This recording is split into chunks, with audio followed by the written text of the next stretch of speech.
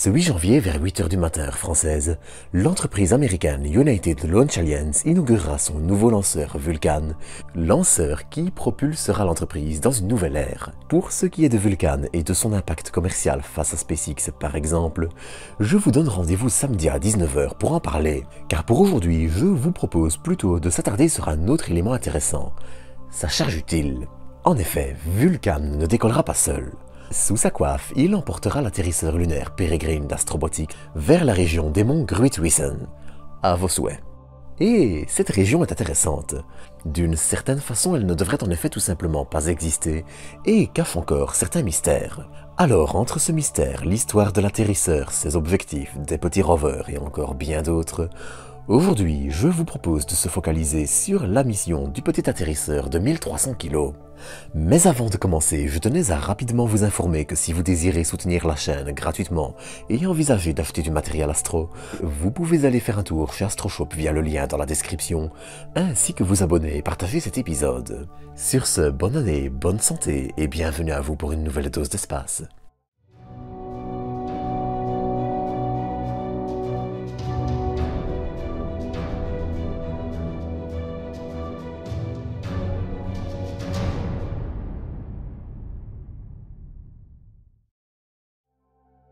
Pour commencer cet épisode, je vous propose de rapidement revenir aux origines de Peregrine. Bon, je tiens à le dire tout de suite, mais je ne vais pas non plus m'attarder trop longtemps sur ce point.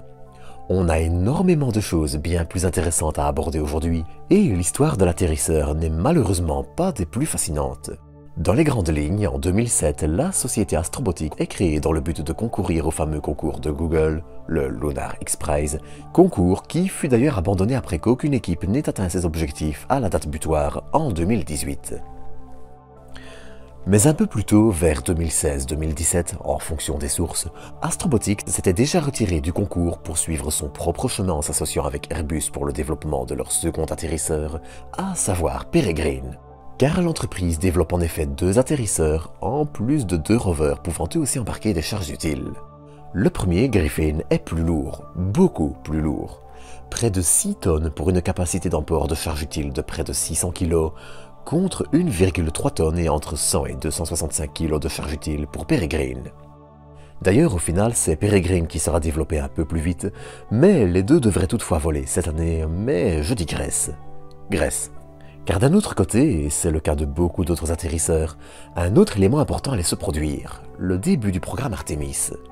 Ce dernier va en effet s'accompagner du programme Commercial Lunar Payload Services, programme qui permet à des entreprises privées de transporter des charges utiles à but scientifique vers la Lune pour la NASA et dispose d'un budget de 2,8 milliards de dollars. Comme les programmes de ravitaillement et de transport d'astronautes vers l'ISS, ces contrats permettent à l'Agence spatiale américaine de se concentrer sur l'aspect scientifique et utilitaire des missions, tout en déléguant la conception des atterrisseurs. Ça réduit les coûts, permet de développer un écosystème de transport vers la Lune, et à d'autres agences et entités de profiter des atterrisseurs commerciaux eux aussi. Dans ce contexte, en novembre 2018, la NASA allait présélectionner 9 entreprises susceptibles de remplir le cahier des charges et répondre à l'appel d'offres publié quelques mois plus tôt. Début 2019, 3 entreprises seront définitivement sélectionnées: Orbit Beyond, Intuitive Machines et, vous le voyez venir, Astrobotic et son atterrisseur Peregrine. Ce qui m'amène justement à l'atterrisseur qui décollera dans quelques jours. Déjà, il faut noter qu'il ne sera pas tout à fait seul. Peregrine embarque en effet 5 petits rovers Colmena de l'agence spatiale mexicaine. L'objectif avec Colmena est de développer de petits rovers pouvant fonctionner en essaim, que ce soit pour explorer une partie de la Lune, d'un astéroïde ou l'un de types de surfaces différentes et y détecter de possibles ressources. Dans le même esprit de rover polyvalent, on trouve aussi Iris, un démonstrateur de Cube Rover, classe de rover qui, comme les CubeSat, a l'avantage d'être petit, facilement déployable, modulable et fabricable en série. Et puis, bien sûr, il y a les autres instruments fixes embarqués par l'atterrisseur, mais je reparlerai de ça dans quelques instants. Car tout ce petit monde, vous l'aurez peut-être déjà deviné, vise la Lune. Et pas n'importe quelle région. Peregrine devrait en effet se poser dans un petit coin bien particulier de l'océan des tempêtes. Pour rappel, les mers lunaires, comme l'océan des tempêtes, sont des zones plus sombres, fruits de lave refroidis après une activité volcanique, parfois aidée par un impact. Mais l'atterrisseur visera plus précisément le bord de cet océan et la région de Sinus Viscositatis, qu'on peut traduire par la baie de la viscosité, une région formée par d'anciennes coulées de lave, et ce n'est pas un hasard. Car la première mission de Peregrine devrait en effet surtout aider à relever le voile sur un autre mystère lunaire, les origines du mont Gruithuisen Gamma, à vos souhaits. D'un diamètre d'environ 20 km, soit environ 133 333 petites bananes, les origines de cette formation sont encore assez mystérieuses.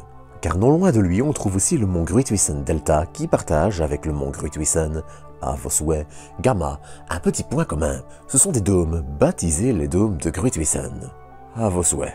Ces dômes sont les témoins du passé volcanique lunaire, et ils sont le fruit d'une lave épaisse et collante riche en silice, qui a comme caractéristique d'être très pâteuse. Ainsi, au lieu de couler sur de longues distances, elle s'est accumulée par couches pour former les dômes visibles aujourd'hui. Sauf que... Sur Terre en tout cas, ce type de formation demande deux conditions pour apparaître, de l'eau et des plaques tectoniques. Et une partie des grosses différences entre la Terre et la Lune, c'est que la Lune n'a ni eau en quantité suffisante, ni tectonique des plaques. La façon dont ces dômes se sont formés, et surtout la lave qui les a créés, est donc un petit mystère. Et avec un second atterrisseur qui devrait, dans le cadre du contrat CLPS, étudier cette région en 2026, le choix a été fait de changer le site d'atterrissage de Peregrine pour se diriger vers leur proximité. Ça permettra d'obtenir des données complémentaires, et la zone d'atterrissage ne réduit pas les chances de succès d'Astrobotic.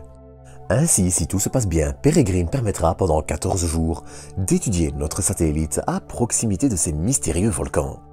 Malheureusement, un peu comme pour Chandrayaan 3, Peregrine ne devrait pas survivre plus de 14 jours. Il n'est en effet pas conçu pour survivre toute une nuit lunaire, qui dure 14 jours, et aura donc une durée de mission relativement courte, mais qui devrait suffire pour que chaque instrument puisse remplir son rôle. Et des instruments, justement, il en embarque. On note pêle-mêle un rétroréflecteur laser permettant de mesurer la distance d'une cible en voyant un rayon vers le réflecteur par rapport à la Lune, un instrument de mesure des radiations dérivées de celui qui vola pour la première mission test d'Orion, EFT-1, et un autre détecteur de radiation pour l'agence spatiale allemande, la DLR, qui permettront de précisément mesurer les radiations que les astronautes d'Artemis devraient subir. Car si le retour d'expérience d'Apollo a déjà été très précieux, il faut quand même noter qu'on parle ici de séjours plus longs sur notre satellite et plus proches du pôle sud lunaire. Ainsi, obtenir des données supplémentaires sur les radiations ne serait pas essentiel, mais peut toujours aider à mieux concevoir les combinaisons, les atterrisseurs et le programme dans son ensemble. Il ne faut pas non plus oublier un lidar de navigation pour la NASA, un spectromètre à neutrons qui permettra d'observer la composition du régolithe autour de l'atterrisseur et sa teneur en hydrogène qui sera mesurable jusqu'à 1 mètre sur la surface. On trouve aussi un spectromètre de masse qui permettra de mesurer la composition et l'évolution de la fine atmosphère lunaire, l'exosphère, tout au long de la journée lunaire. De plus, il mesurera aussi les composés volatiles relâchés par la surface lors de perturbations, dans ce cas-ci le mouvement des petits rovers, mais ça peut aussi être des impacts. D'ailleurs, il est en partie dérivé de celui utilisé lors de la mission Rosetta, autour de la comète 67P Churyumov-Gerasimenko, mais bref. Enfin, on notera aussi que la suite d'instruments servant à la navigation et développée par Astrobotic, et qui aidera l'atterrisseur à se poser, sera aussi assez logiquement de la partie. Le tout bien sûr accompagné de plein de petites capsules temporelles et autres mémoriaux. Si tout se passe bien, tout ce petit monde devrait ainsi se poser le 23 février, après près d'1 mois et demi de voyage. Et si vous vous dites que c'est assez long alors qu'Apollo était bien plus rapide, c'est normal. Il est bien moins coûteux en énergie, et donc en carburant, de progressivement rehausser son orbite plutôt que de viser des trajectoires plus directes comme celle d'Apollo, qui étaient surtout contraintes par les ressources dont les astronautes avaient besoin. Alors qu'ici, le but est surtout d'être efficace, commercialement parlant. Sur ce, c'est ici que je vais vous quitter pour aujourd'hui. J'espère que vous aurez apprécié cet épisode. Je vous souhaite à tous une très bonne année 2024 et une bonne santé. Et je vous retrouve bientôt pour de nouvelles doses d'espace.